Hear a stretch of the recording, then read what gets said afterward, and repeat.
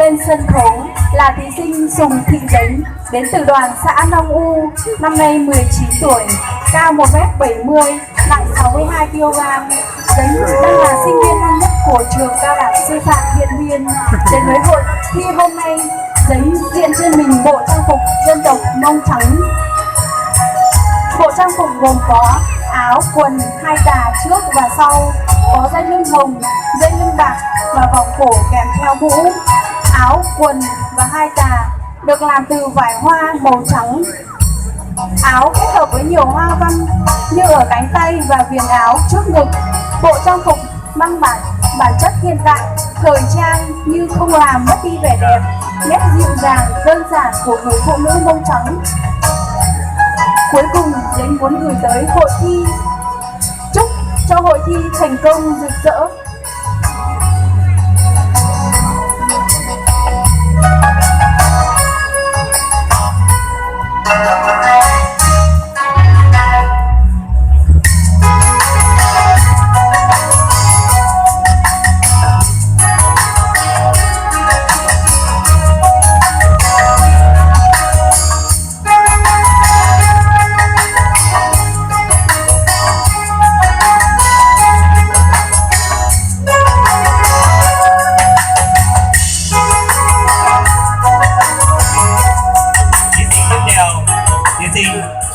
Vạn Thị Xó, xã Hang Lìa, mang số báo danh 10.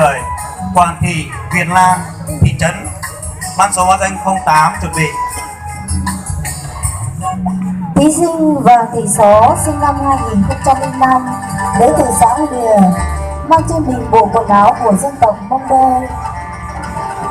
Trang phục của dân tộc Mông Đơ khá đặc biệt, bao gồm áo, váy trắng dài yếm thắt lưng, khăn hoặc mũ đội trên đầu và các phụ kiện khác đi kèm trang trí, tạo nên vẻ đẹp duyên dáng kín đáo, thanh mảnh mềm mại của người phụ nữ dân tộc Mông Đơ.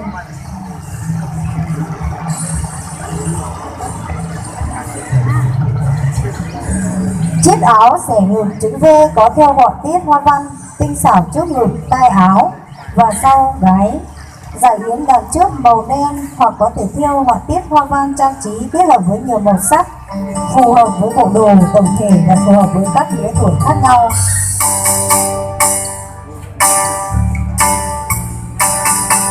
Thắt lưng được người phụ nữ mông theo một cách tỉ mỉ, hoa văn cầu kỳ tinh xảo, thể hiện được tính cách dịu hiền, tay nghề theo thùa sắt son của người phụ nữ dân tộc Mông Đơ. Lịch sử ngày xưa, toàn bộ trang phục của người phụ nữ dân tộc Mông Đơ được may hoàn toàn bằng vải làm từ cây linh.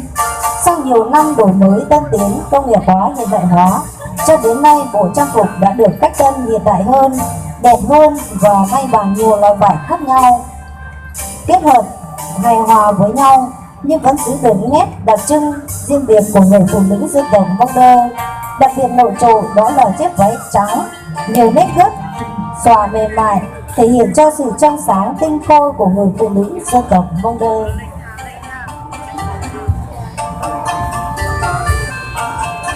Thí sinh tiếp theo là thí sinh Quảng Thị Việt Nam, thị trấn, mang số báo danh 08. Sùng Thị sinh Kêu Lô, mang số báo danh số 12, chuẩn bị. Chúng ta cùng chào đón phần dự thi của thí sinh đến từ thị trấn Điện Biên Đông. Thí sinh là em Quảng Việt Lan, sinh năm 2002, cao 1m63, nặng 50 kg, đang mang trên mình bộ trang phục truyền thống của dân tộc Thái. Từ xa xưa, người phụ nữ Thái đã biết trồng dâu nuôi tằm để tự dệt vải. Với sự cần cù và trí tưởng tượng phong phú, họ đã tạo nên những tác phẩm nghệ thuật thể hiện nét đẹp văn hóa độc đáo trên trang phục dân tộc của mình, đặc biệt là trên bộ trang phục của người phụ nữ. Một bộ trang phục phụ nữ Thái gồm đầy đủ áo cóm, váy, thắt lưng, khăn piêu và xà tích. Chiếc áo cóm của người Thái đen được may bằng nhiều loại vải với màu sắc sặc sỡ, cổ áo hình cổ tròn và được may bó sát người.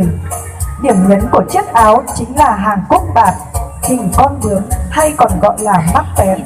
Theo quan niệm của người Thái, một bên là hàng cúc bướm đực, một bên là hàng cúc bướm cái, tượng trưng cho sự kết hợp nam nữ, tạo nên sự trường tồn của giống nòi mai sau. Phần eo giữa, áo và váy được trang trí bằng chiếc thắt lưng màu vải xanh gọi là xà yểu. Nói về bộ trang phục nữ Thái đen, không thể thiếu chiếc khăn piêu. Khăn piêu được các cô gái Thái thêu thủa rất cầu kỳ, với đường nét tinh xảo và mang đậm chất núi rừng hoang sơ cùng màu sắc sặc sỡ, thể hiện tình yêu sức mạnh nữ tính.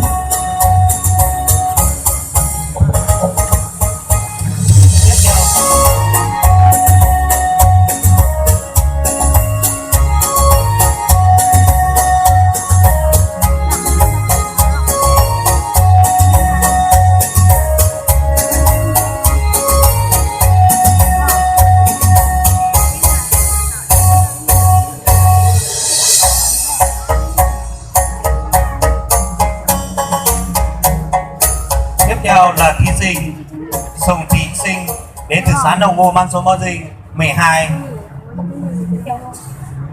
Xin lỗi là xã Kiêu Lô. Ngô Mai Hương Điện Biên mang số bao dinh 14 chuẩn bị. Em tên Sùng Thị Sinh, năm nay 20 tuổi. Em đến từ xã Kiêu Lô. Hiện em đang học tại trường cao đẳng y tế Điện Biên. Ước mơ của em là trở thành một cô bác sĩ. Bộ trang phục em đang mặc là bộ trang phục dân tộc Mông Trắng. Bộ trang phục dân tộc Mông Trắng gồm một chiếc áo xẻ ngực, tay áo, viền áo được thêu bằng các họa tiết hoa văn xen kẽ, một chiếc váy màu trắng được xếp gấp đi khi bước đi tạo điệu xúng xính đung đưa, một dải yếm màu đen đằng trước để che váy, một thắt lưng màu đỏ để tô lên dáng eo thon, một chiếc mũ màu đen có đính thêm các hạt tường, một cuốn chăn màu đen để tạo sự kín đáo. Khi mặc kết hợp với đồ trang sức như vòng cổ, hoa tai càng làm cho bộ trang phục thêm đẹp.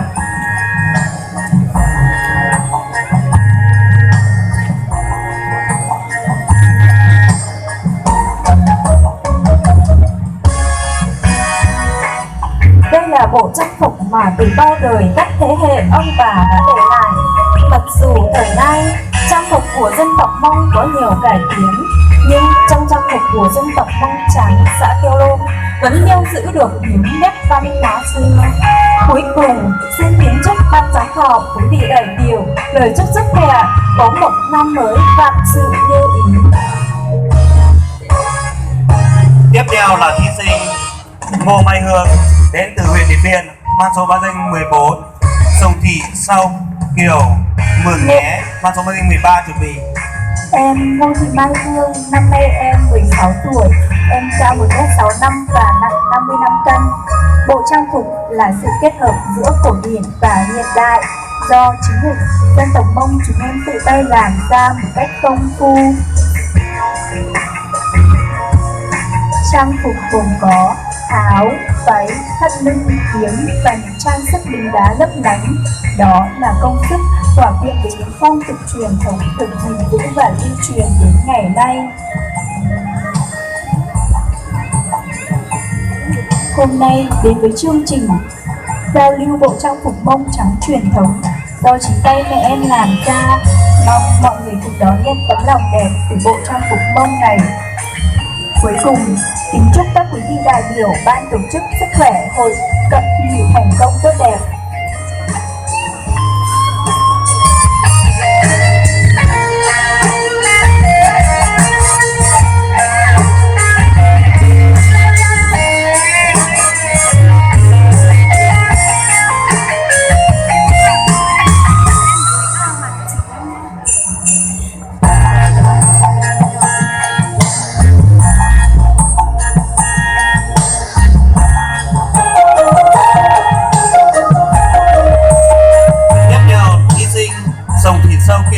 Mường Nhé mang số báo danh 13. Vàng Thị Thùy Dinh Điện Biên mang số báo danh 01 chuẩn bị. Chào đón thí ở huyện Mường Nhé, năm nay 18 tuổi, sở hữu chiều cao 1m55, nặng 50kg, hiện tại đang làm spa tại huyện Mường Nhé. Sở thích âm nhạc, nghệ thuật, thể thao và du lịch. ước mơ trở thành ca sĩ. Đến với hội thi hôm nay, Sô Kiêu diện trên mình bộ trang phục dân tộc Mông Trắng với nhiều màu sắc sặc sỡ. Bộ trang phục gồm có áo, váy, hai tà và mũ. Với những phụ kiện đi kèm là vòng cổ, dây lưng. Áo và tà được làm từ vải lụa với nhiều màu sắc khác nhau. Bộ trang phục tuy đơn giản nhưng không kém phần sang trọng.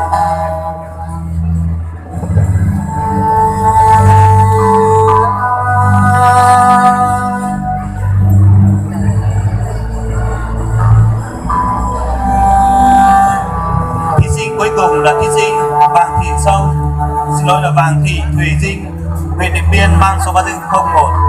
Kính thưa tất cả các mọi người, đang đi trên sân khấu là bạn Vàng Thị Thùy Dinh với bộ trang phục mông màu trắng kèm theo phụ kiện gồm mũ, vòng cổ, thắt lưng và cuốn chân. Bộ trang phục màu trắng tỏa ánh kim với màu hồng rực cửa những họa tiết hoa văn, đó là sự hòa quyện tươi trẻ mang vẻ đẹp mùa xuân.